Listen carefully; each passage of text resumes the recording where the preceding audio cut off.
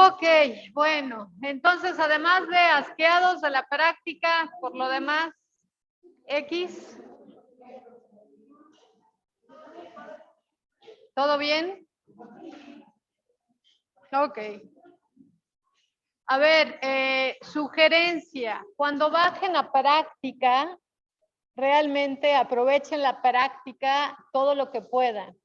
Sobre todo considerando que han tenido pocas prácticas en lo que llevan de carrera. Entonces, cuando bajen, de verdad, antes de bajar, den una repasada de anatomía. A lo mejor no sabemos si nos van a tocar perros, gatos o conejos, pero hay cosas que al ser mamíferos son todos iguales, ¿no? O sea, en eso no deberían de tener tanto conflicto. Y de verdad aprovechenlas al máximo, ¿no? O sea, repasen por lo menos anatomía básica de corazón, anatomía de digestivo. Hay diferencias anatómicas y fisiológicas entre especies, sobre todo si son carnívoros o herbívoros, las diferencias son muy marcadas, pero aprovechen al máximo, ¿sale? De verdad.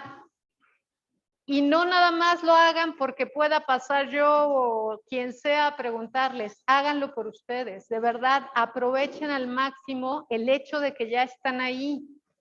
Ya sé que no es lo mismo hacer una necropsia en un perro que en un conejo, pero por lo menos tienen algo en qué practicar. Entonces, de verdad, aprovechenla. ¿Sale? Repasen también de otras materias, ¿no? O sea, ya sé que no tuvieron muchas prácticas de parasitología, algunos no tuvieron ni siquiera clases de parasitología, pero si ya están aquí, hay conocimientos que tienen que tener.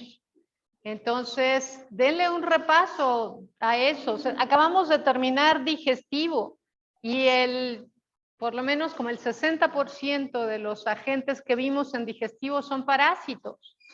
Entonces, era un buen momento para hacer una revisión de eso que se supone que ya deberíamos de saber, porque ya pasaron por esa materia. Todavía les quedan enfermedades parasitarias, pero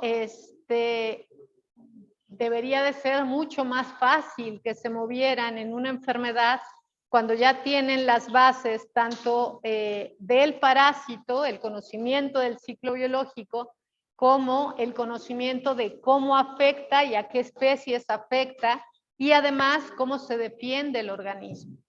Eso sería lo que nosotros esperamos cuando estamos de este lado. Y evidentemente, pues esto también repercute en su práctica profesional.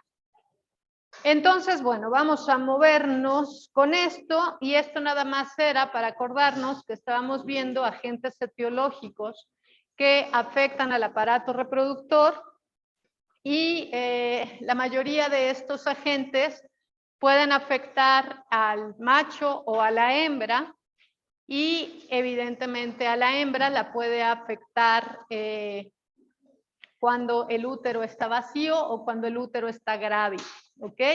Entonces, dependiendo en qué momento es que se dé la afección, van a ser el tipo de lesiones que vamos a encontrar. Veíamos que hay lesiones características cuando hablamos de brucela, que se puede llegar a presentar sobre todo cuando la hembra está gestante.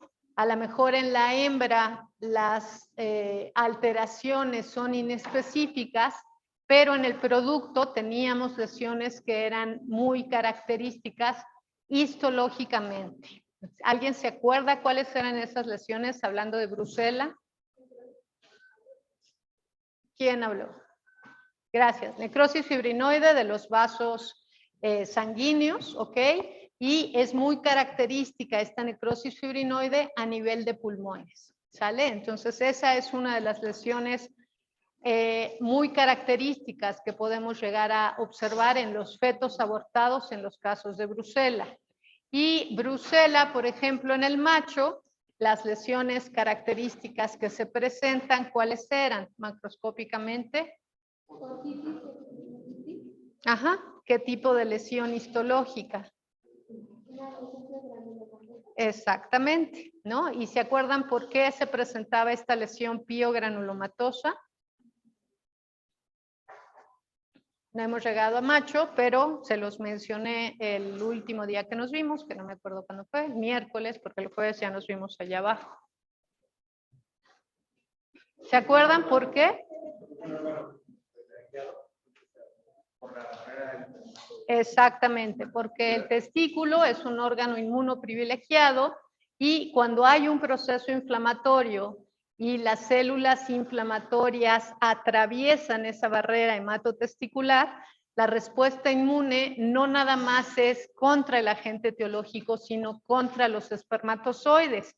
Y como son muchos, entonces la respuesta inflamatoria es, además de neutrofílica, porque es bacteria, va a ser una respuesta granulomatosa hacia los espermatozoides. Y entonces la respuesta que nosotros vemos histológicamente es una lesión piogranulomatosa. ¿Ok? Entonces esa era una de los motivos en el por qué se podían llegar a ver esas lesiones. Macroscópicamente ahí está la lesión, ¿no? La epididimitis es muy característica porque es en donde más tenemos espermatozoides, sobre todo ya maduros. Sin embargo, también se puede llegar a observar en el parénquima testicular focos blancos multifocales que corresponden a esa reacción inflamatoria. Aquí la imagen de la necrosis fibrinoide y abajo la inflamación en el parénquima testicular.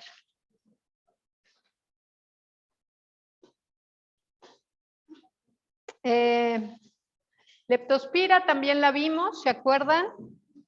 Y el diagnóstico de leptospira, habíamos quedado que principalmente lo hacemos por serología o por hemoaglutinación. Pero normalmente el feto abortado está muy autolizado, entonces es difícil que alcancemos a ver lesiones como tal. Sin embargo, si hay alguna ocasión en donde el feto abortado no esté tan autolizado, las lesiones que podemos llegar a ver en estos fetos van a ser muy parecidas a las que ya sabemos que el leptospira presenta en individuos adultos. Lesiones a nivel renal con una nefritis intersticial muy marcada y hepatitis necrotizante o hepatitis necrótica multifocal son las lesiones que podemos llegar a ver en el feto, ¿ok? Si no está tan autorizado. Y si se acuerdan, también leptospira ocasiona lisis de glóbulos rojos. Entonces hay hemólisis intravascular y muchas veces también hay hemorragias. Entonces, al haber hemorragias, es frecuente que tengamos lesiones fibrinosas. ¿Sale? Eso también lo podríamos llegar a observar en el feto abortado. La mayoría de las ocasiones, les decía, lo que observamos son cambios autolíticos en donde es muy difícil poder determinar en realidad qué lesiones hay. Es difícil macro y también microscópicamente porque el órgano está autolizado. Entonces, por eso en este tipo, cuando sospechamos que se trata de leptospirosis, es mucho por la historia clínica y hacer pruebas complementarias, que en este caso tendrían que ser serológicas. ¿Sale? Y ahora sí vamos a ver listeria, que era en donde nos habíamos quedado. Entonces, listeria es una bacteria que afecta principalmente el sistema nervioso central, sobre todo de rumiantes, y ocasiona cuando lleguemos al sistema nervioso central, vamos a ver que las lesiones por listeria son muy características porque las encontramos a nivel del puente y normalmente ocasiona microabscesos, ¿no? Entonces, cuando vemos microabscesos en el sistema nervioso central, nuestra primera opción diagnóstica tiene que ser listeria, ¿ok? Listeria monocitógenos. Y las lesiones, cuando se trata de fetos abortados, también las vamos a llegar a observar a nivel del sistema nervioso central del feto. ¿Cuál es el problema? Que si ustedes se acuerdan, el cerebro es un órgano que está compuesto casi en el 90% de fosfolípidos y es de los órganos que se autolizan más rápido. Entonces, si tenemos un feto que está adentro de agua, que se autoliza muy rápido, el cerebro es uno de los órganos que además se van a autolizar más rápido, entonces el diagnóstico en el feto no necesariamente es sencillo de hacer, ¿ok? Normalmente, cuando afecta a hembras gestantes, se va a producir el aborto y se va a llegar a presentar hacia el último tercio de gestación, más allá de la mitad del segundo tercio hacia el tercer tercio de la gestación. Y es muy frecuente entonces que los fetos estén autorizados, ¿ok? Entonces no es necesariamente fácil el diagnóstico de listeria y puede llegar a observarse una alteración neutrofílica en la placenta y eso nos podría orientar un poco a saber que se trata de una bacteria la que esté implicada y de ahí habría que intentar hacer un aislamiento bacteriano. Las lesiones que se pueden llegar a observar más fácil que las del cerebro, que son más características, son hepatitis necróticas multifocales, como esto que están observando aquí. Y esto, si todo lo viéramos así, sería muy lindo, porque la lesión está ahí presente y es muy característica. Si la llegáramos a ver, desafortunadamente no es lo más frecuente, ¿no? Entonces, normalmente pensamos en fetos abortados por listeria cuando observamos cuadros neurológicos en animales adultos. Entonces, si tenemos cuadros neurológicos en adultos y abortos, entonces eso ya nos ayuda más a pensar que se pueda tratar de listeria, más que por las lesiones que vayamos a encontrar. Otra vez, ¿no? Si estoy observando estos cuadros, entonces ahí puedo hacer pruebas serológicas para buscar que se trate listeria. Si tuviera la suerte de encontrar un feto que estuviera así de fresco, con lesiones, pues entonces mando mi higadito la mitad completa para bacteriología para que le hagan un aislamiento y me digan de qué se trata y entonces pueda tratar a todo el acto. ¿Sale? Más bacterias, ahora vamos a hablar de Campylobacter. Mande.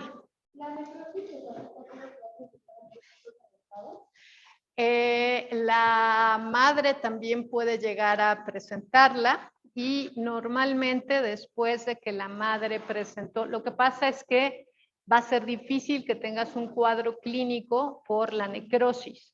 Lo que vas a observar es que cuando ya tienen lesiones a nivel hepático, es muy fácil que también tengan lesiones en el sistema nervioso central y entonces después de que la hembra abortó, no sé, un tiempo después puede llegar a presentar convulsiones o signología nerviosa y entonces ahí es en donde te das cuenta que además había otras lesiones.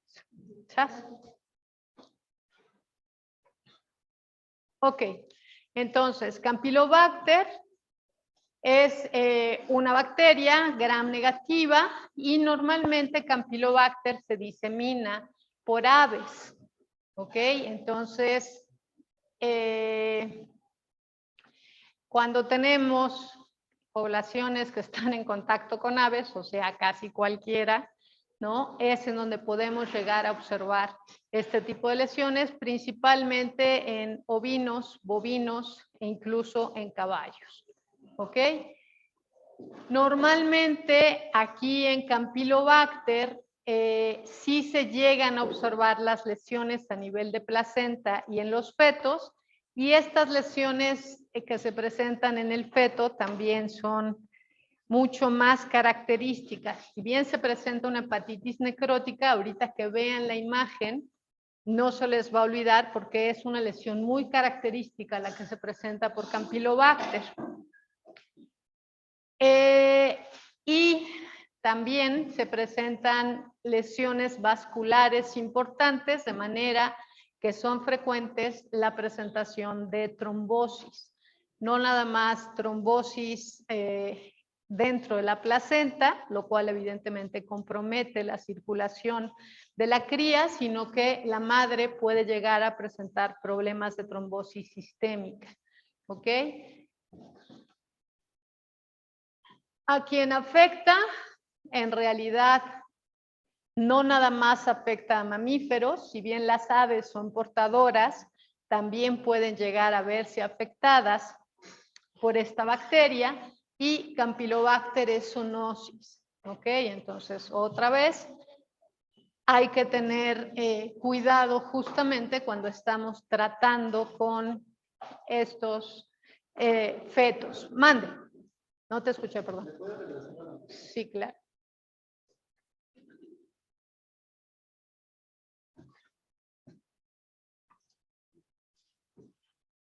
Puede, en muchos casos, ¿no? Como en casos de infección por Campylobacter, puede ser que las crías lleguen a nacer.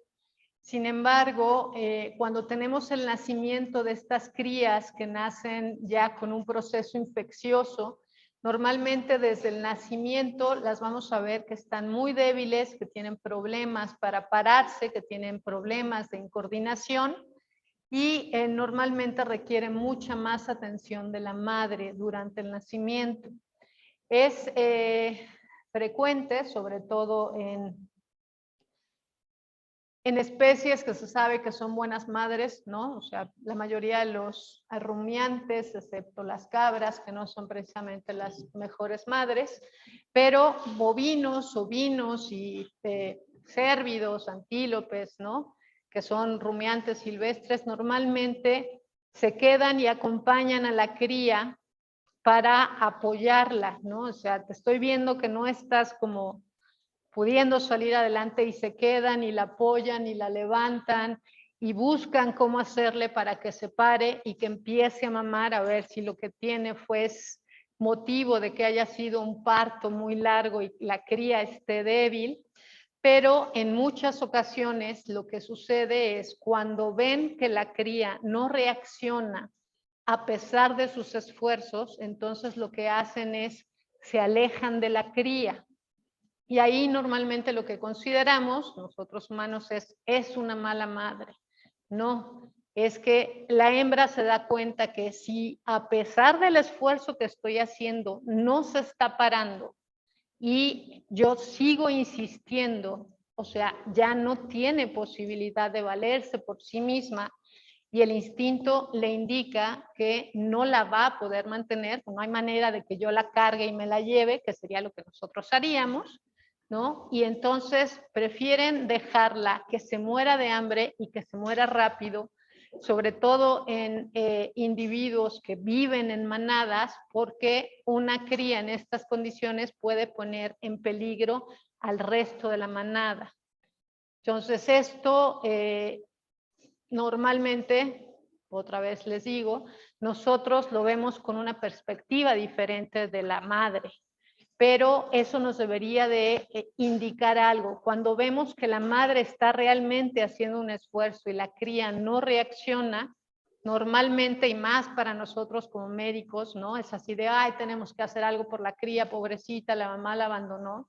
Y normalmente es porque hay un problema subyacente que al rato va a reventar en que sea un proceso infeccioso o un problema congénito de algún tipo que era lo que le estaba afectando a este producto.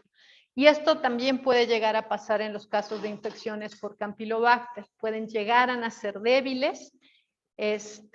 Normalmente no las llevamos, hacemos lo posible por hacer una crianza artificial y en realidad podemos comprometer al resto de los animales que tengamos en el área de crianza, e incluso a quien esté con las crías estando a cargo de ellas.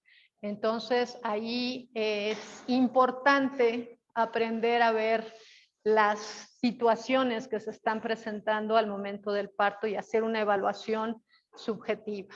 ¿sale? No necesariamente es fácil, pero pues bueno.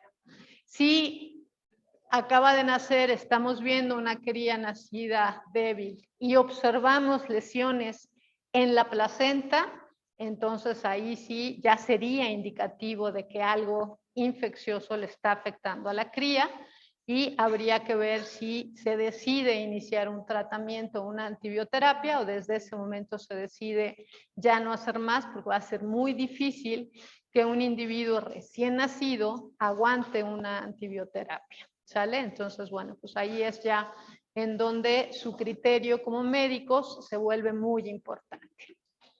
Ok, ¿ya me puedo cambiar de aquí? Ok, las lesiones que les decía de Campylobacter que son características son estas lesiones que, si bien son lesiones necróticas multifocales, esta es una lesión muy característica. Como hay un daño vascular importante, lo que observamos es un área necrótica central con el resto del tejido adyacente afectado no nada más por el proceso vascular, sino por este proceso inflamatorio supurativo. Y entonces tenemos imágenes como estas, que son como muy características, ¿sale? Entonces, una vez que vean una lesión como esta, bueno, evidentemente la cría ya está muerta para este momento, si estamos viendo la lesión hepática, pero ya pueden darse una idea de qué es lo que está pasando y evidentemente la cría va a ser difícil que pudiera salir adelante, pero el tratamiento para la madre sí se va a volver importante, porque la madre de todas maneras permanece o como portadora o enferma. Entonces el tratamiento en este caso pues sería para la madre. Y las lesiones purulentas a nivel de la placenta son estas áreas blancas, bueno, aquí no se ve blanco, pero se observa una apariencia de color cremoso, ¿ok? Y este cambio de color es un cambio vascular, en donde lo que están viendo es que la mitad de esta placenta está comprometida vascularmente hablando y este lado es una placenta que es viable. Entonces, cuando tienen una lesión así de grave, pues será muy difícil que se pudiera mantener viable a un feto cuando la mitad de la placenta ya está necrótica, ¿sale? Evidentemente, si observan este color, pues ya no es una placenta que fuera viable y que sea capaz de mantener a una cría ahí dentro, ¿sabes?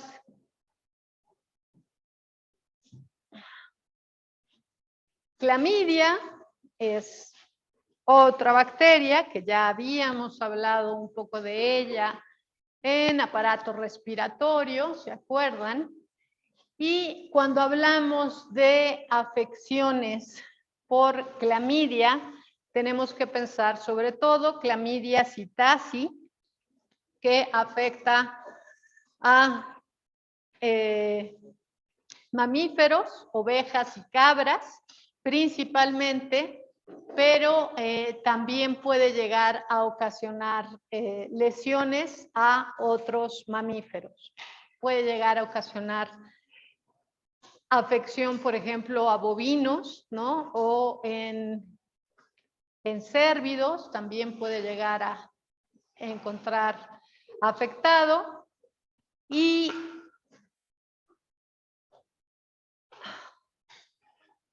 bueno, ya, porque los otros no los tenemos en el programa. Acuérdense de clamidia, la presencia de los cuerpos elementales, que era la presencia de estas bacterias que se encontraban todas juntas dentro del citoplasma de los macrófagos, y esto era como una lesión histológica muy característica que observábamos en el caso de infección por clamidia.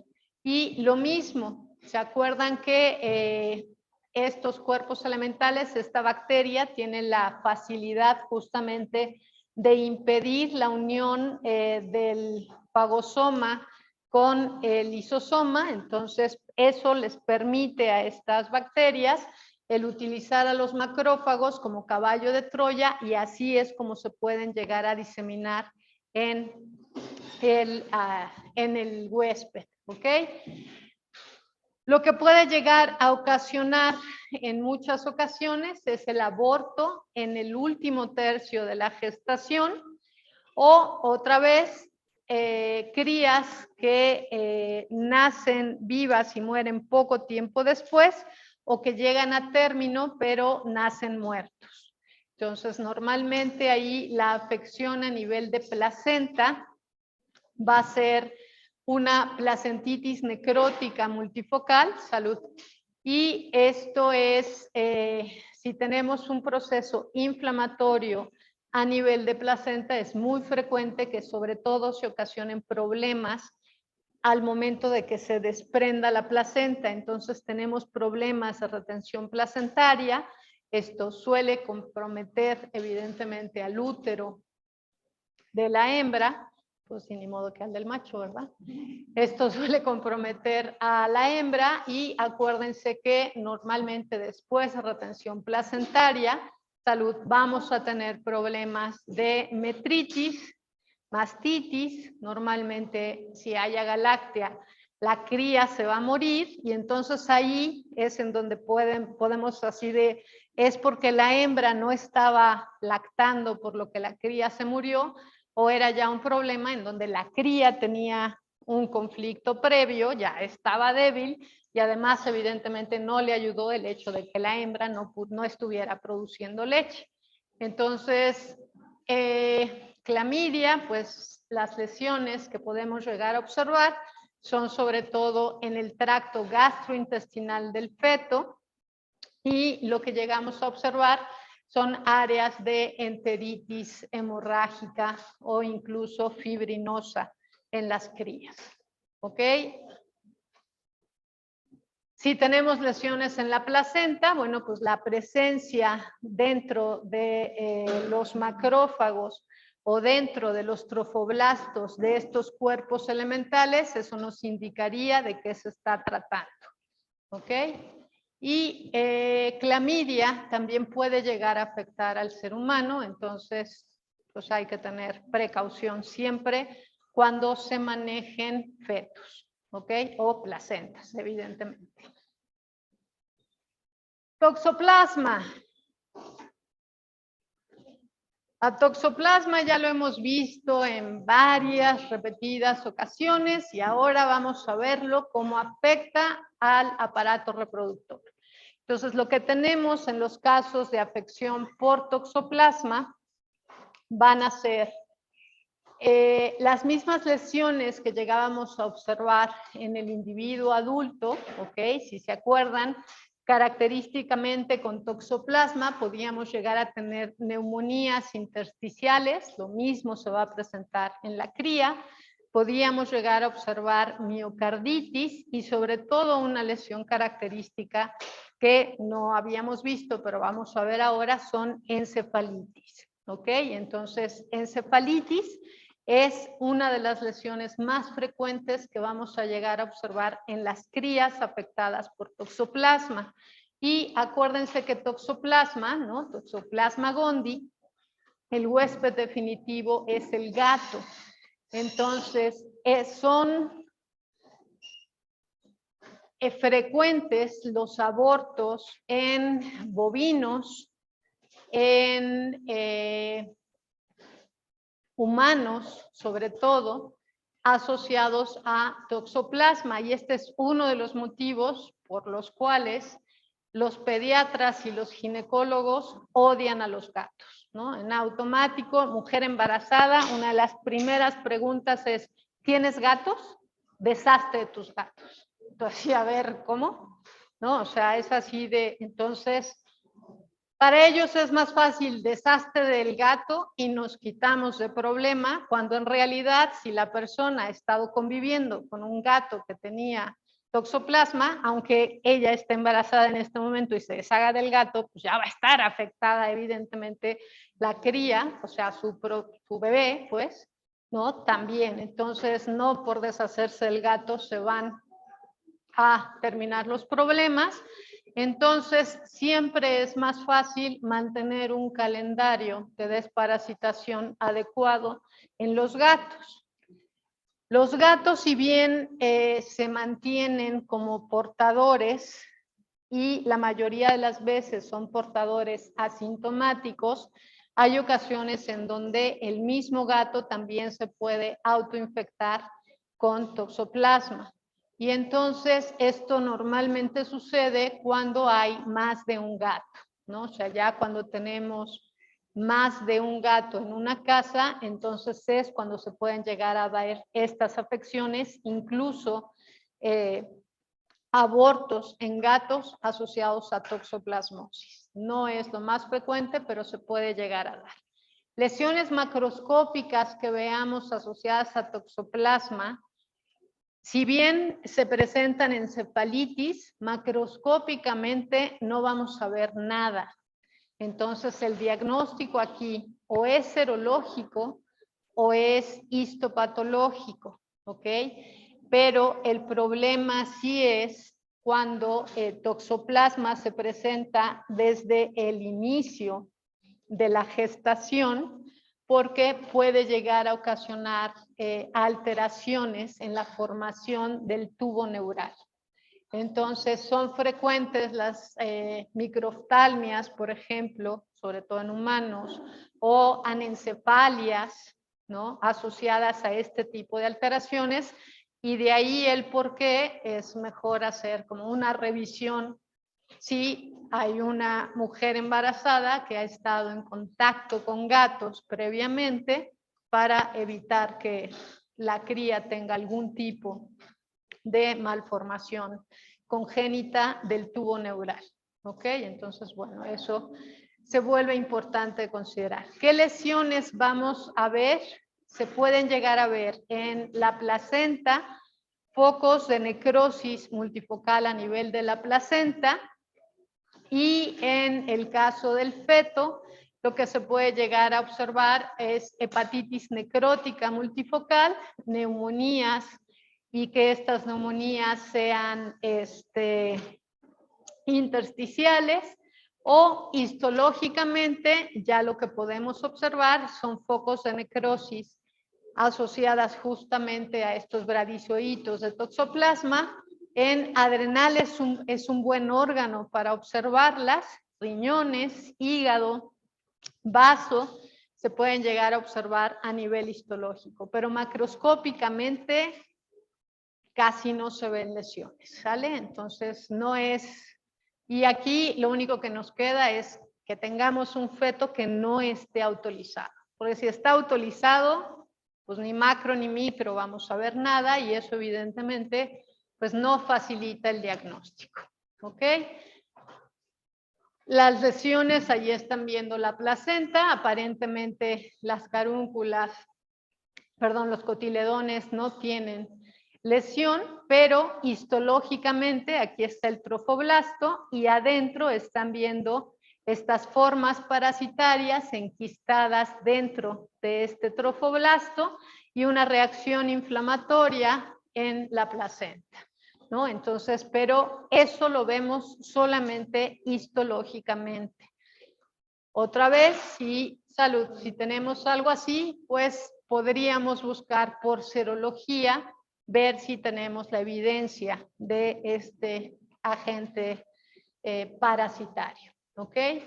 Y las lesiones por toxoplasma y las lesiones por neospora son indistinguibles incluso histológicamente, ¿ok? Entonces, si es por lesión, nos tenemos que ir hasta microscopía electrónica para ver la diferencia entre toxoplasma o neospora, o bien hacerlo por una prueba complementaria, como puede ser inmunohistoquímica, o bien una prueba serológica. ¿Ok? Los dos son protozoarios intracelulares obligados, y la única es neospora, el huésped definitivo es el perro, toxoplasma, el huésped definitivo es el gato, ¿ok? No hay tantos casos en humanos, bueno, de hecho no se ha demostrado que Neospora ocasione afecciones en humanos, a diferencia de Toxoplasma. Pero hablando de vacas, son más frecuentes los casos de abortos por neosporosis que por toxoplasmosis. ¿Ok? Entonces, bueno, pues eso es como importante considerar. Aquí dice que se pueden llegar a presentar en corazón las lesiones a nivel de hígado y también trombosis y las lesiones en la placenta, ¿no? Y en sistema nervioso central también se pueden llegar a observar la presencia de estos quistes parasitarios. Pero otra vez, macroscópicamente no vemos lesión. Todo esto es a nivel histológico. Esta imagen es muy linda porque decimos, tiene hemorragia en sistema nervioso central, ¿no? Y entonces eso ya nos hace pensar de Neospora. En realidad, era una imagen de un proyecto de investigación, entonces sabíamos que tenía y lo estábamos buscando, pero esto no siempre, o más bien casi nunca sucede, ¿no? Entonces, bueno, eso nada más para tenerlo en consideración. Si bien aquí están observando tanto los pulmones, el corazón y el hígado afectados por Neospora, en realidad, si se fijan, macroscópicamente no hay ninguna lesión que nos haga pensar que ese individuo pueda tener algún tipo de afección inflamatoria. Esto era del mismo proyecto de investigación, entonces sabíamos que el feto estaba afectado por Neospora, lo estábamos buscando, pero ya en casos clínicos reales, pues la realidad es que no tienes idea qué es lo que te puedas encontrar, ¿no? Entonces, bueno, aquí las lesiones a nivel de sistema nervioso central por Neospora, sí son relativamente frecuentes que llegamos a observar, pero histológicamente. Entonces, si bien puede llegar a haber focos de inflamación multifocal en el parénquima cerebral, no necesariamente vamos a encontrar la presencia de la evidencia de Neospora, y con una inmunohistoquímica nos ayuda, a pesar de no ver histológicamente la evidencia del parásito, cuando se hace una reacción por inmunohistoquímica, si por ahí estuvo el parásito, sí se puede detectar.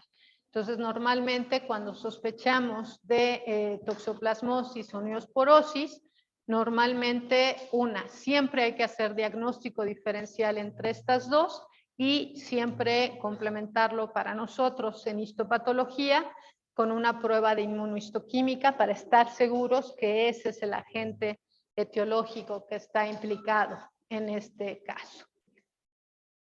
Ok, más parásitos que pueden llegar a ocasionar problemas abortivos.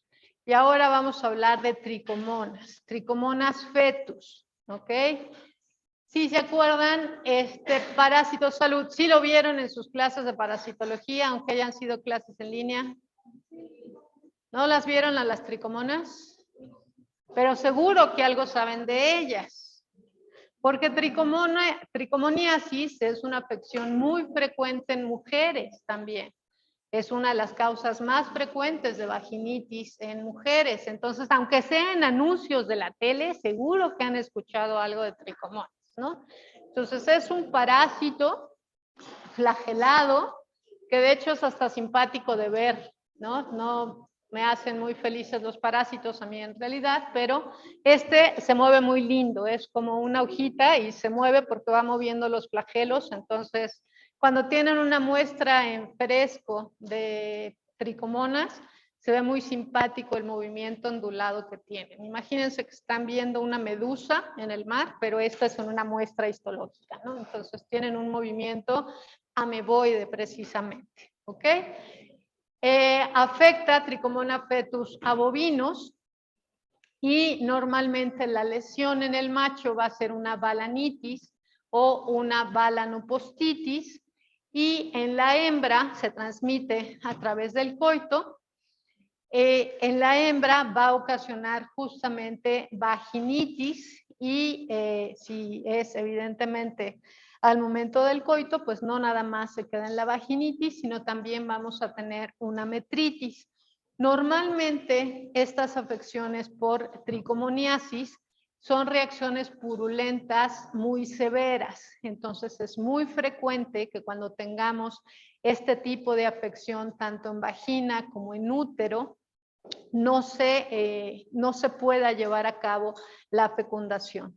Si hay un proceso inflamatorio en el útero, va a ser muy difícil que se pueda dar la implantación, aunque se dé la fecundación, o sea, llega el espermatozoide, fecunda el óvulo, si hay una reacción inflamatoria en el útero, no se da justamente la placentación, ¿no? No se llega a fijar el producto y entonces son frecuentes los casos de tricomoniasis con hembras repetidoras, ¿no? Es que entró en celo, se le dio monta y entra nuevamente en celo al poco tiempo porque no se puede mantener la gestación, ¿ok? Entonces, si bien se podría llegar a dar la implantación, los abortos son más frecuentes en el primer tercio, se vuelven en reabsorciones embrionarias y al final, bueno, pues es como lo mismo que estábamos hablando. Entonces, aquí más que lesiones en el feto, van a ser las lesiones en la madre, en donde vamos a tener vaginitis o metritis purulentas como principal hallazgo. ¿Sale? Ok. ¿Hasta aquí vamos bien? ¿Ya se cansaron de parásitos? Mande. Postitis.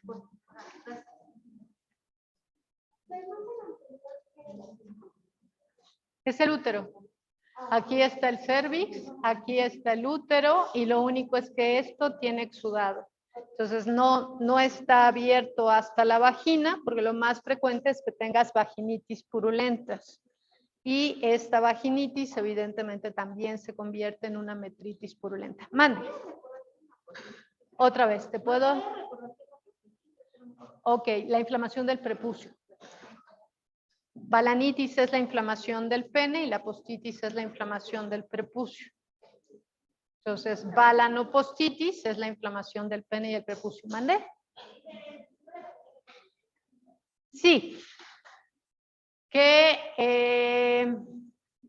aquí dice que tricomoniasis normalmente en el macho ocasiona balanitis. Y les decía que además de balanitis también se puede llegar a presentar postitis.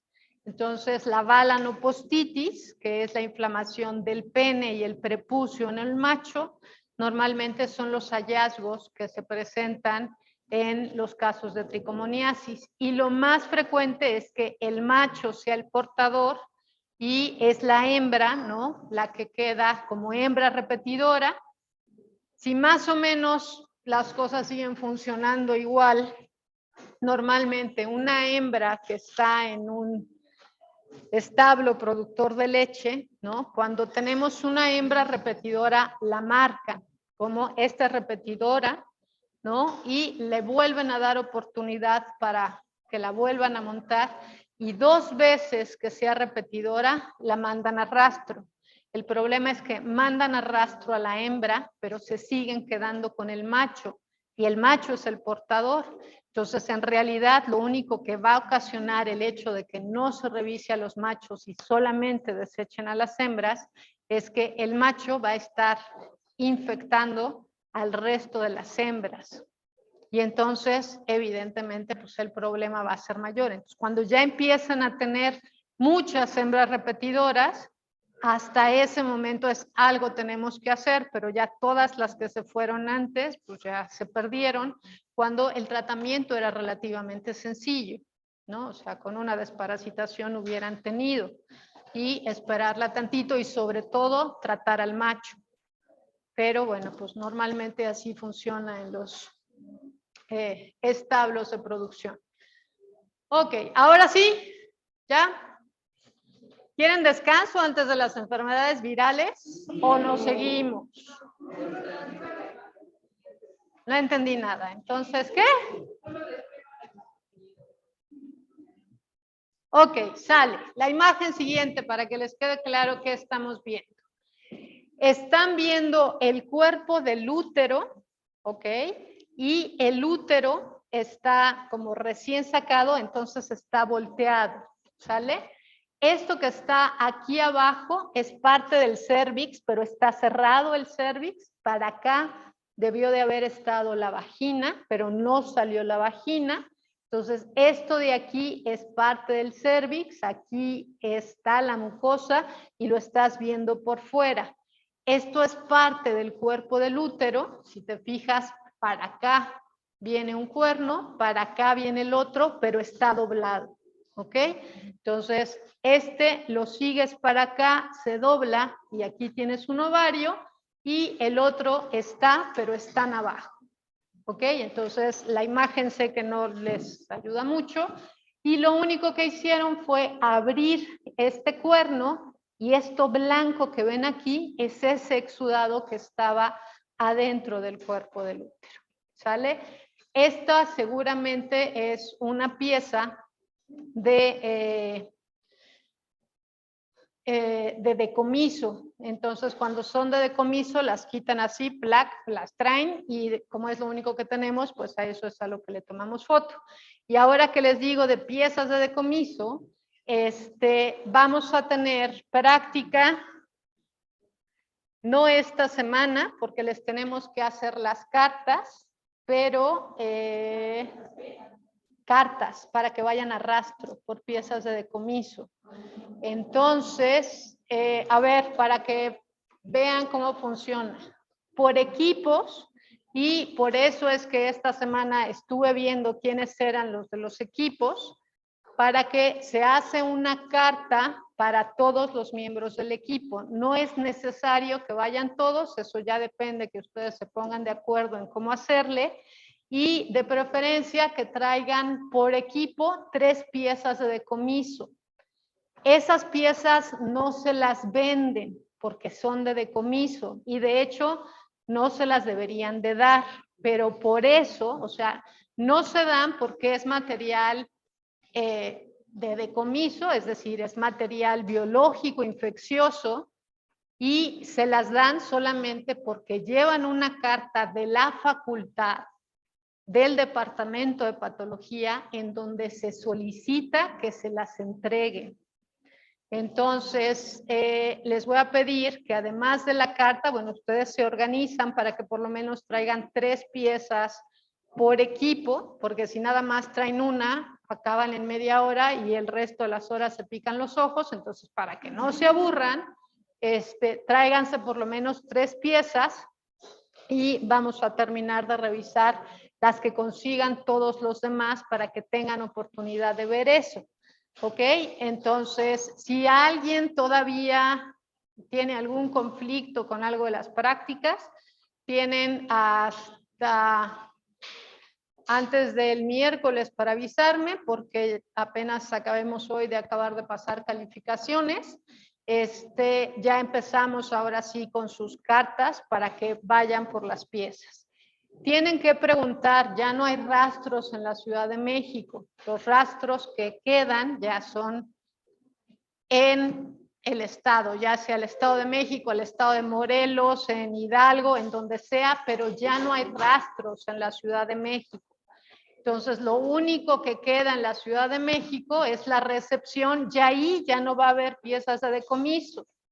O sea, ya lo que llegue aquí ya pasó, ¿ok? Entonces, tienen que encontrar en dónde hacerlo. Les vamos a dar su cartita y por favor lleven bolsas amarillas, ¿ok? Lleven bolsa amarilla porque es para ustedes va a ser un residuo que va a ser con lo que vamos a hacer la práctica, pero para que estén conscientes que es material biológico infeccioso, ¿ok? Llévense, además de la bolsa amarilla, llévense una bolsa negra, porque no pueden andar por la vida llevando una bolsa amarilla porque los van a multar, ¿no? Entonces la bolsa amarilla la meten adentro de una bolsa negra, llévense una hielera de estas que venden en el Oxxo, en donde normalmente ponen las cervezas, ni modo. Espero que la hayan usado antes porque después de esto no la van a poder volver a usar para cargar comida. Entonces, y llévense hielo para que las piezas les duren. Una vez que hagan esto, si quieren, tráiganse las piezas para acá y nada más acá identificadas las guardamos hasta que sea la práctica para que eviten estar transportando esto por toda la ciudad, porque al final, pues es un riesgo y es un foco de infección. Ha habido grupos en donde alguien va, se ponen de acuerdo y los demás pagan la gasolina. Ojo, normalmente eso sí es una monserga. Los rastros empiezan a trabajar a las 4 de la mañana. Si llegan a las 6 de la mañana, ya acabaron. Entonces, normalmente, además, se tienen que coordinar con el responsable del rastro. Entonces, los responsables de los rastros, como a la 1 o 2, ya no los van a encontrar, tiene que ser temprano. Les voy a pasar, espero que todavía estén vigentes, las listas de teléfonos que nosotros teníamos de algunos rastros para que hablen y les digan, se coordinen y entonces ese día, si es una monserga, lo siento, pero pues así funcionan los rastros, ¿no? Esa es la realidad de los rastros, justamente para que se movilice la carne en nuestro país, en la zona centro. ¿Sabes? Eso era algo que les tenía que decir y sí me acordé. Ok, ahora sí, si quieren, vamos a tomar 5 minutos de descanso y nos vemos entonces ahora. Mande. El jueves este jueves tenemos necropsia. Este jueves tenemos necropsia y no sé si la de rastro sería para el siguiente jueves, o sea, uno antes del departamental o para el que sigue. Tengo que ver bien, creo que ya había quedado con el doctor y ya ahorita me perdí en las fechas, entonces necesito un calendario. Pero no, tenemos práctica de necropsia, sería para el siguiente.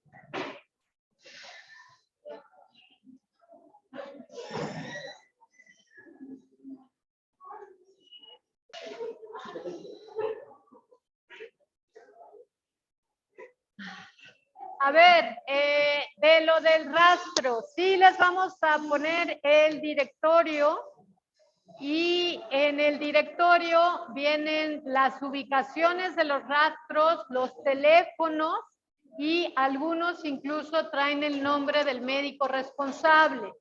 Entonces, a ver, les digo más o menos cómo funciona. Hacemos una carta en donde vienen los nombres de cada uno de los integrantes del equipo y les solicitamos que por favor les den piezas de decomiso para ser utilizados durante la clase. Entonces, no es como que llegan con su hojita y ya vine, dame, ¿no? Tienen que ponerse de acuerdo con el responsable. Entonces, tienen que buscar primero, coordinarse y él es el que les va a decir sí, no. Hay algunos médicos que, evidentemente, si el responsable es un médico, normalmente, ya cállense. Normalmente el médico ya pasó por esto, entonces suelen ser más condescendientes, entienden por lo que están y sí les dan las piezas de decomiso. Si no hay médico responsable, lo más seguro es que los vayan a mandar por un tubo y les van a decir no, punto, se acabó y ni siquiera los dejan entrar. Entonces, por eso los lugares que tenemos son en donde sí hay un médico responsable, ¿ok? Si alguien encuentra algún rastro distinto al que nosotros les demos, agradecería de verdad mucho que nos pasen los datos para incluirlo en el directorio. Piensen en sus compañeros de esta misma generación o de generaciones futuras para que les faciliten la vida, porque mucha de esta información nos la han proporcionado también sus compañeros de generaciones anteriores. Ahora, esto hace 2 años que no está actualizado, entonces vamos a ver cómo carambas está funcionando ahora post pandemia.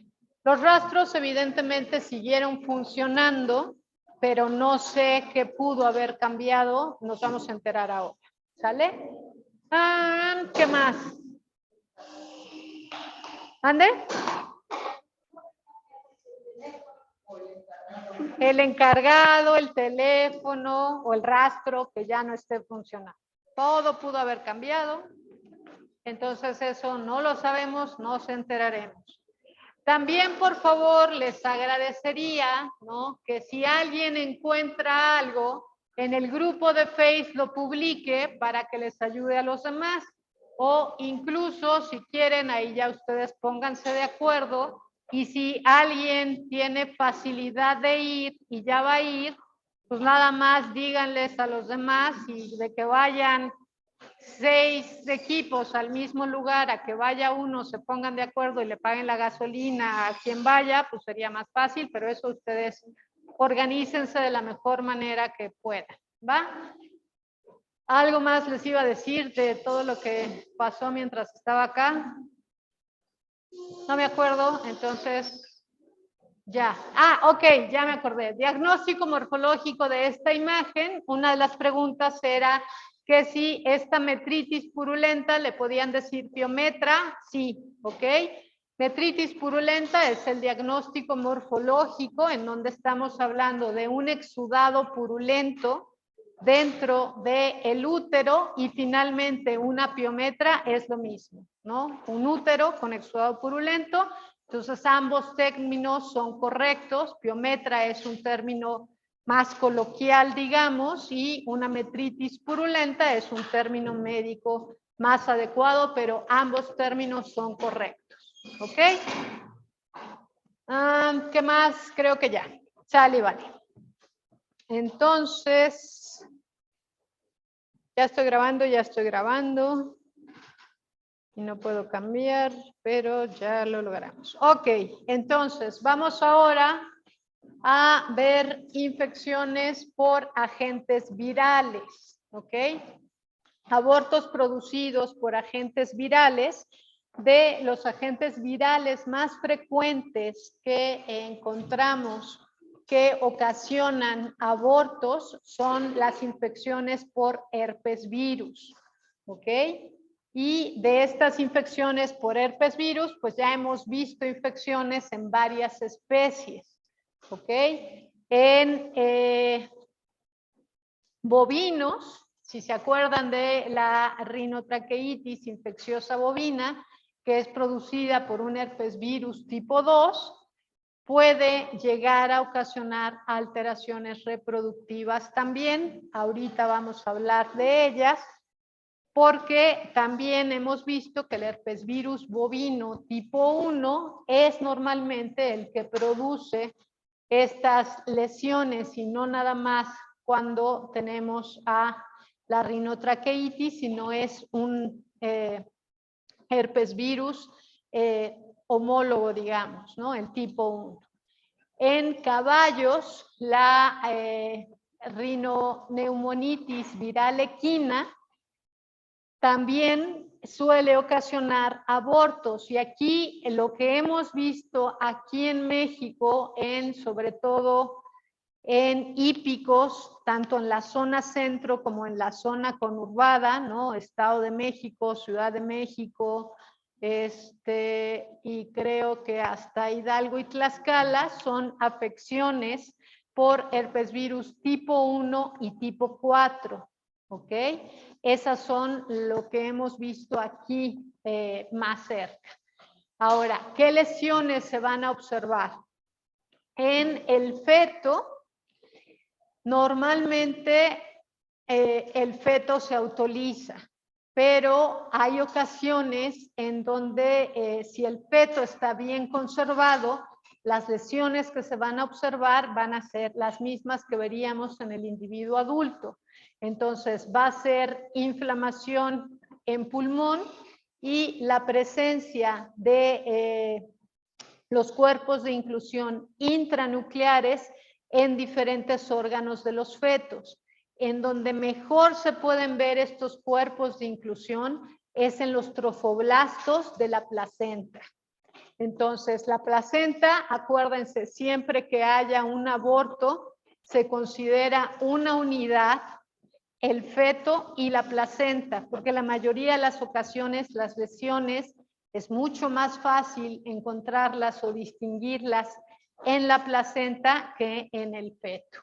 ¿Ok? Entonces, ahorita que logre, vamos a ver. Este es un corte histológico de placenta y lo que observamos son, no se ve nada, pero son cuerpos de inclusión intranucleares en estos trofoblastos. ¿Ok?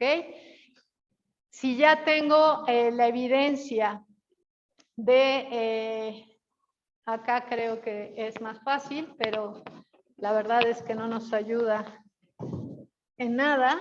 Ahora les digo, este de aquí, ¿sí lo ven con la flechita? Ok. Este es un cuerpo de inclusión, esos que les señalé, ¿no? Antes. Acá hay cuerpos de inclusión y bueno, aquí sí es muy evidente. Este tiene un montón de cuerpos de inclusión, ¿sale? Este sí es mucho más evidente la presencia de los cuerpos de inclusión. Y ahí tenemos cuerpos de inclusión que se observan en los trofoblastos, en adrenal. Otra vez, adrenal es un buen órgano para observar la evidencia de lesiones en el feto. Podemos llegar a observar estas lesiones también en hígado, en pulmón, ¿ok? Y a veces en los fetos abortados podemos llegar a observar evidencia de encefalitis. Y normalmente la encefalitis que se observa es una inflamación perivascular linfocítica en el sistema nervioso central del feto, ¿ok? Es frecuente, desafortunadamente, ¿se acuerdan que les decía? Sí, es que esa yegua ya ha tenido varios abortos, ¿no? Es desafortunadamente frecuente que muchas veces convivamos con estos agentes sin que se realice un diagnóstico. Entonces, más bien se convive con, es una hembra y ya abortó, y entonces vamos a ver si después llega a quedar gestante sin que se haga un diagnóstico, hasta que, pues, puede ser que el aborto o el problema respiratorio o la encefalitis en la madre culmine con la vida de la mamá, y entonces pues ya no nada más fue el aborto, sino ya fue la muerte también de la madre, ¿ok? Entonces, bueno, en general, en cualquier infección por herpes virus, se pueden llegar a encontrar estas alteraciones, ¿sale? Vamos a ver ahora otros virus que pueden llegar a ocasionar también problemas abortivos. Y uno de estos, en el caso de cerdos, ¿ok? Es el parvovirus porcino.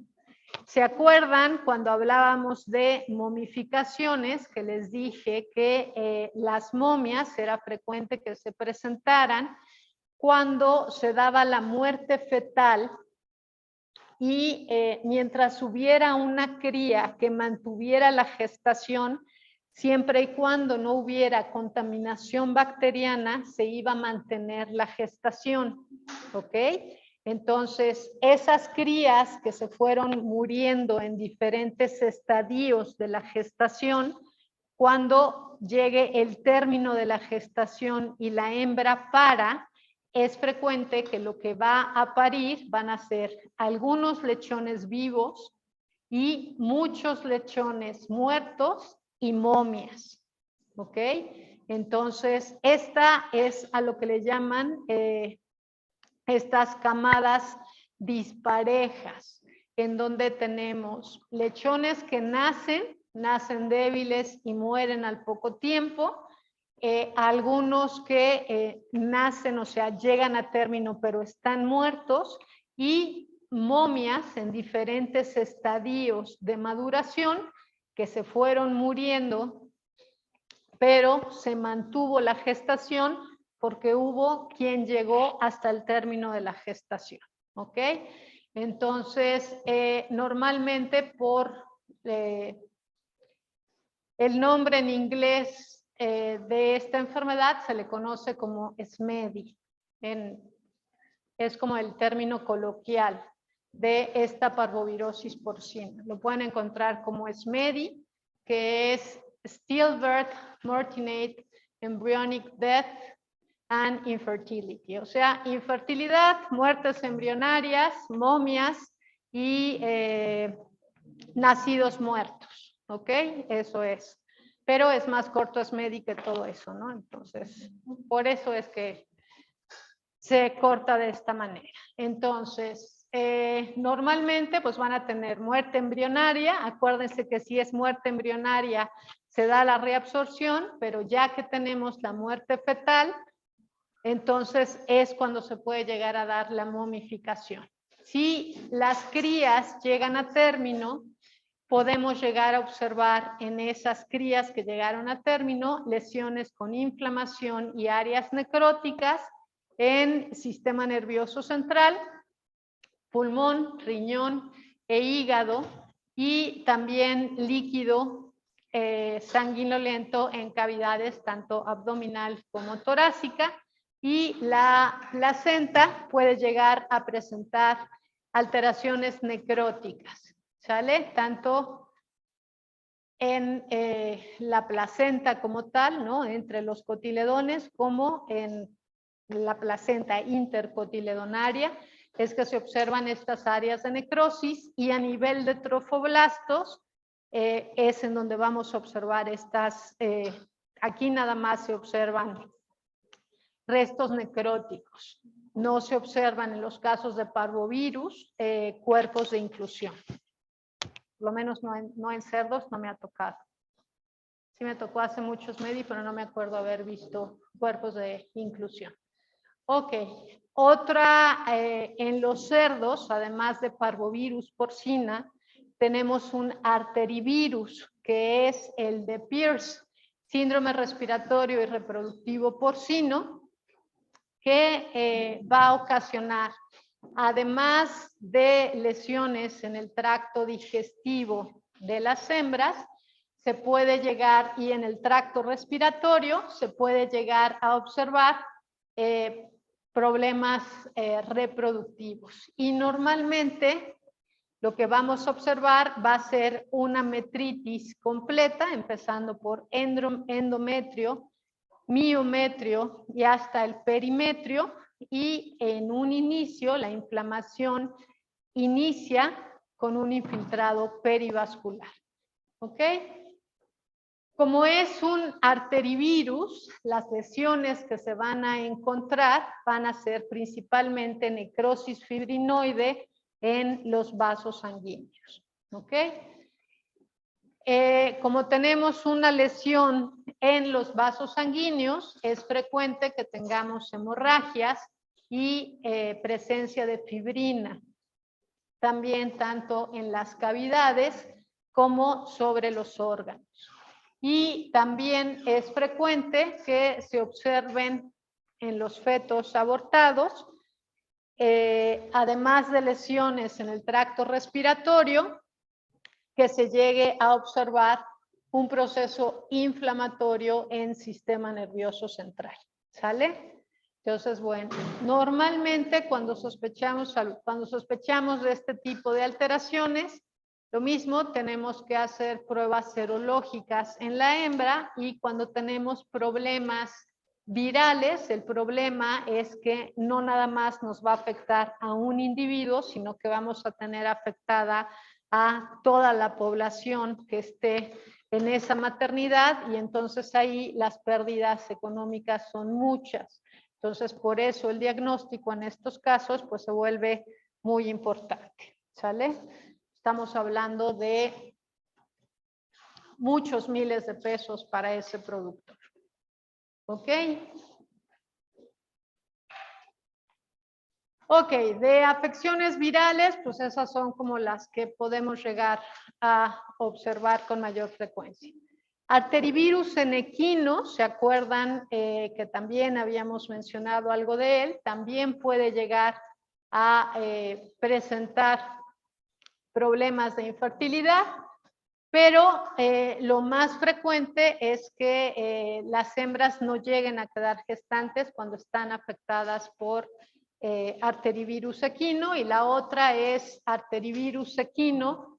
Es una enfermedad de reporte obligatorio y si hacen el diagnóstico, normalmente se tiene que dar aviso y se realiza la eutanasia en equinos. Entonces, normalmente no llegan hasta el proceso de llegar a la muerte de las crías, porque si saben que es arterivirus, suelen pues dormirla antes de llegar hasta acá. ¿Ok? Nos faltó, esperen. Ay, perdón, esa está chueca. La vulvovaginitis pustular bovina es herpes virus, pero este es el tipo 1, ¿ok? Entonces, la infección en bovinos normalmente va a ser cuando vamos a tener afección del aparato reproductor. Se considera que es el herpesvirus tipo 1 y el herpesvirus tipo 2 cuando afecta al aparato respiratorio, pero hay ocasiones en donde podemos tener los dos cuadros al mismo tiempo. ¿Ok? Entonces, ya ahora con pruebas de PCR o con inmunohistoquímica, hemos visto tanto en bovinos como en caballos que podemos tener infecciones combinadas de dos herpesvirus afectando al mismo individuo. ¿Ok? Entonces, por eso es que se pueden presentar la forma respiratoria o la forma reproductiva. Esta forma reproductiva, normalmente lo que se va a llegar a presentar en las hembras va a ser lesiones a nivel de, en la vulva, lo que vamos a llegar a observar son lesiones pustulares o ulcerativas y lesiones vaginales. ¿Ok? Es frecuente que de esta vaginitis se presente también una metritis y va a ser una vaginitis que, si bien es vesicular, ya saben que normalmente cuando se revienta esa vesícula van a terminar teniendo una lesión ulcerativa. Entonces, por eso, normalmente son lesiones ulcerativas a nivel del tracto reproductor. Es poco frecuente que la hembra llegue a quedar gestante cuando presenta este tipo de alteraciones. Sin embargo, si llega a quedar gestante, también es frecuente que las crías lleguen a tener problemas de desarrollo en el tubo neural. Entonces, de todas maneras, es más frecuente que se den reabsorciones embrionarias, pero si llega a haber gestación, se puede llegar a dar el aborto o bien una cría que nazca con problemas del tubo neural. ¿Sale? Y al ser un herpes virus, acuérdense que se presentan cuerpos de inclusión intranucleares. Otra vez, en donde es más fácil verlo, como lo vimos en las imágenes anteriores, a nivel de trofoblastos, adrenales, hígado, pulmón, es en donde los podemos llegar a ver mucho más fácil. ¿Ok?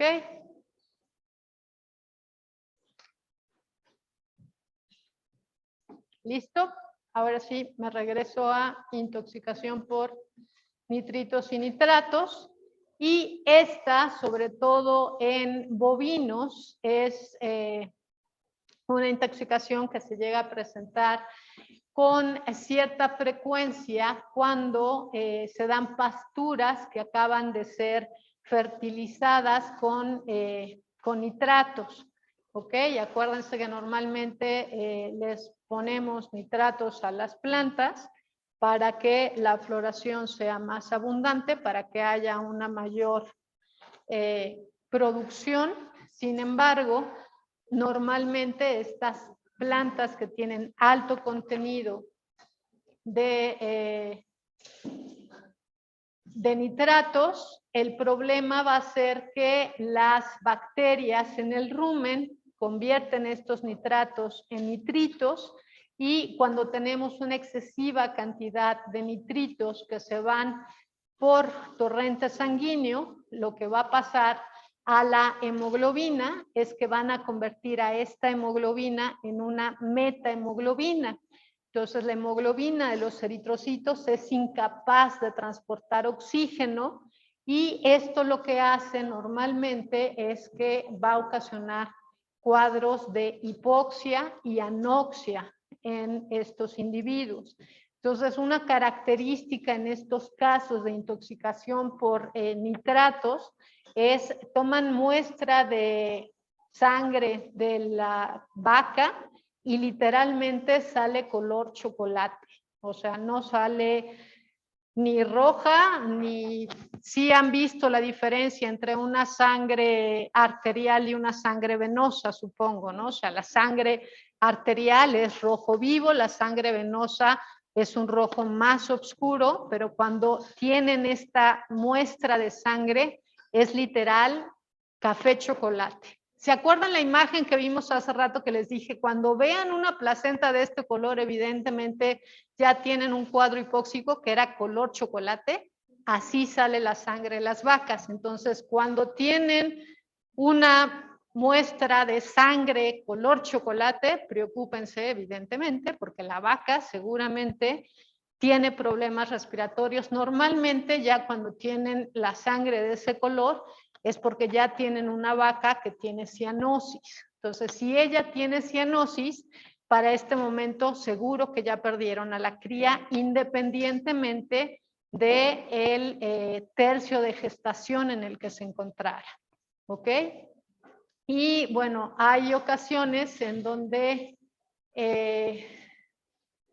se puede llegar a tratar esta metamoglobinemia y hay ocasiones en donde lo que les ponen es, les aplican azul de metileno endovenoso a las hembras y la verdad es que yo no sé porque el azul de metileno también es tóxico. Entonces ahí tienen que jugar con cuál es la concentración adecuada para dar el tratamiento a estas hembras. Entonces eso cuando lleguen a sus clases de producción en bovinos de leche o de carne, le preguntan a su profesor porque se supone, ¿no? Lo que dice la literatura es que se tiene que hacer una dilución de azul de metileno al 10% y se tiene que hacer una aplicación endovenosa y literalmente es a lo que van viendo en el momento, pero si se pasan, la van a matar. Entonces se iba a morir antes, se empieza a sentir bien y la terminan matando ustedes. O sea, la verdad es que no sé muy bien cómo funciona. Yo nunca he visto un caso exitoso en donde esto funcione, pero la literatura dice que sí se puede. Si alguien sabe, agradecería que me sacara de mi ignorancia. ¿Sale?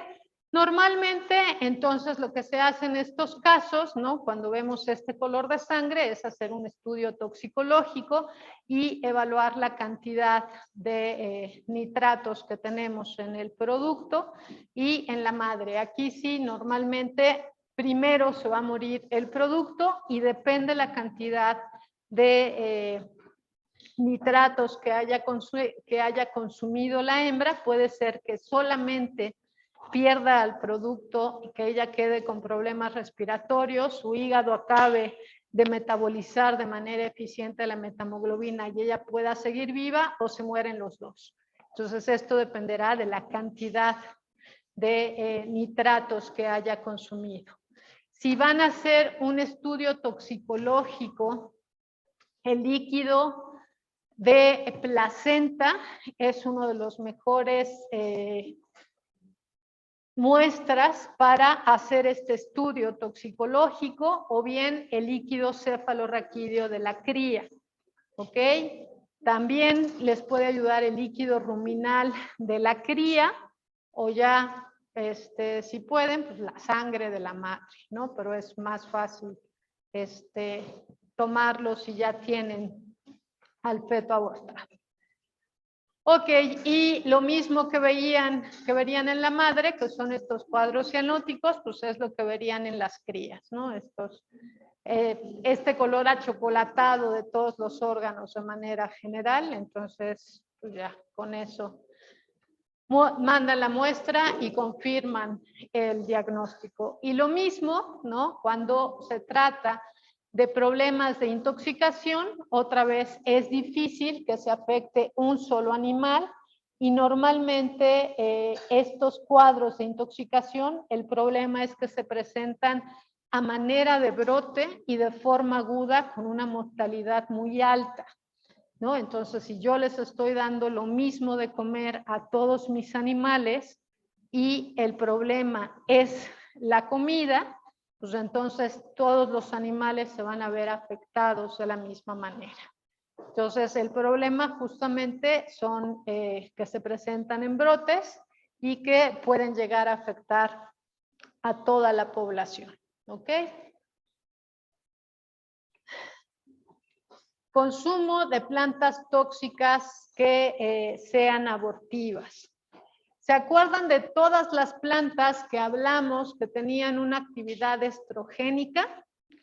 Bueno, pues si tienen un consumo excesivo de plantas que tienen una actividad estrogénica durante la gestación, estos fitoestrógenos compiten con la progesterona que está manteniendo la gestación y cuando es una excesiva cantidad de fitoestrógenos pueden tener un efecto abortivo. ¿Ok? Entonces, bueno, pues normalmente estos efectos abortivos es más frecuente que se presenten, sobre todo en el primer tercio de la gestación. Una vez que ya está el feto implantado en la placenta y que ya es un feto, va a ser muy difícil que se llegue a dar el proceso del aborto por el consumo de fitoestrógenos, pero bueno, pues es como importante tenerla en cuenta. Ojo, así como tenemos plantas que tienen efecto estrogénico, hay plantas que tienen efecto teratogénico, ¿ok? Entonces, de estas, por ejemplo, el Veratrum californicum, sabemos que es teratogénica en ovinos. ¿Se acuerdan qué lesión podía producir?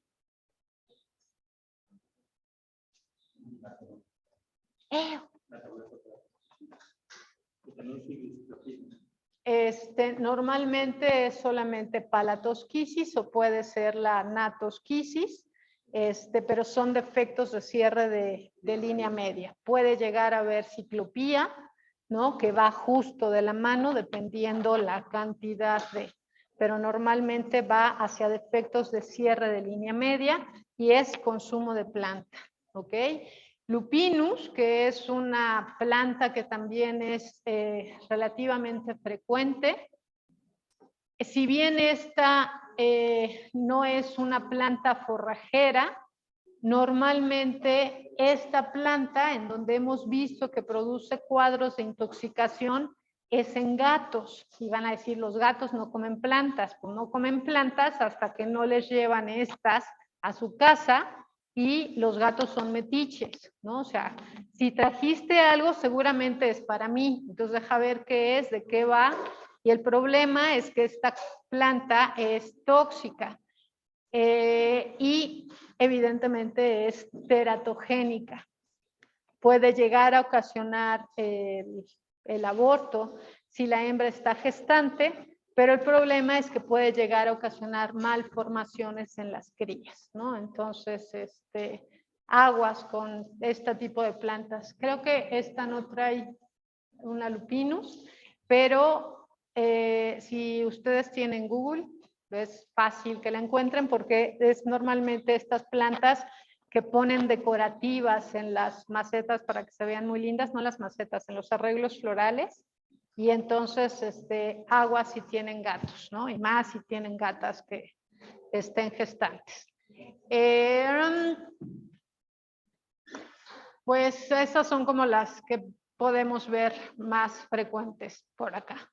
Esta ya la vimos, ¿no? Las lesiones de la vulvovaginitis, en realidad aquí nada más están viendo la vulva, en donde no alcanzamos a ver las lesiones pustulares, pero es muy frecuente que si hay lesiones pustulares o ulcerativas, ¿no? Si las tenemos a nivel de la vulva, es muy fácil que haya contaminación bacteriana y evidentemente pues ahí se vuelve mucho más difícil de tratar. Si hacen un corte histológico, entonces se puede llegar a ver la presencia de los cuerpos de inclusión intranucleares, además de la contaminación bacteriana, que es frecuentemente lo que se presenta.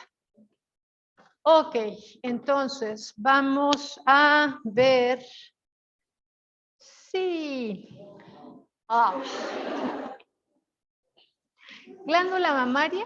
No. Vamos a ver glándula mamaria, ya, y mañana acabamos macho. Bueno, mañana vemos neoplasias y macho, y tenemos un día para hacer un repaso de todo lo que ya deberíamos de saber antes del examen. No, yo creo que sí podemos acabar. Bueno, ¿quieren acabar temprano hoy y mañana vemos lo demás? También podemos hacer eso. Bueno, está bien, ya. Mañana vemos glándula mamaria. Está bien.